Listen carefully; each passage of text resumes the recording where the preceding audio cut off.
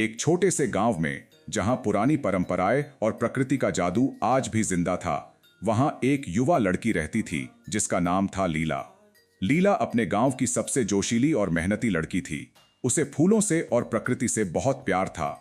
गांव के सबसे ऊंचे पहाड़ पर एक रहस्यमयी जंगल था, जिसके बारे में गांव के बड़े बूढ़े कहते थे कि वहां पर एक जादुई फूल खिलता है जो केवल रात में चमकता है और खुशियों का प्रतीक होता है। एक दिन लीला ने ठान लिया कि वह उस जादुई फूल को खोजेगी। वह अपनी छोटी सी टोकरी लेकर जंगल की ओर चल पड़ी।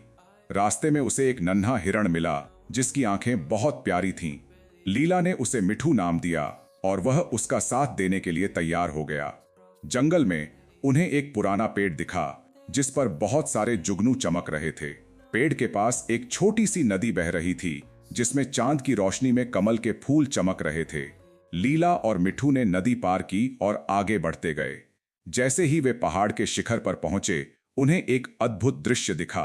रात का समय था और चांद आसमान में चमक रहा था। एक जादुई फूल वहां अकेला खड़ा था जो अपनी रोशनी से पूरे जंगल को जगमगा रहा था। वह फूल केवल एक रात के लिए खिलता था और जो कोई भी उसे देखता उसकी जिंदगी खुशियों से भर जाती थी। उसने फूल को नहीं तोड़ा, बल्कि उसे वहीं पर छोड़कर मिठू के साथ गांव वापस लौट गई। उसने तय किया कि वह इस जादू को सबके साथ बांटेगी। अगले दिन उसने गांव के सभी लोगों को उस जादुई फूल के बारे में बताया और सबने मिलकर रात में उसे देखने की योजना बनाई। रात होते ही गांव के सभी लोग पहाड़ पर चढ़े और जादुई फूल को देखकर मंत्रमुग्ध हो गए। यह दृश्य इतना सुंदर था कि उनकी आंखों में खुशी के आंसू आ गए। उस रात से गांव के लोगों ने प्रकृति की और भी ज्यादा कद्र करना सीख लिया और हर साल उस जादुई फूल को देखने के लिए पहाड़ पर जाते थे।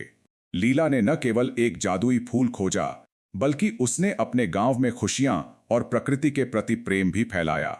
उसकी कहानी आज भी गांव के बच्चों को सुनाई जाती है और वह हमेशा जादुई फूल की लीला के नाम से याद की जाती है।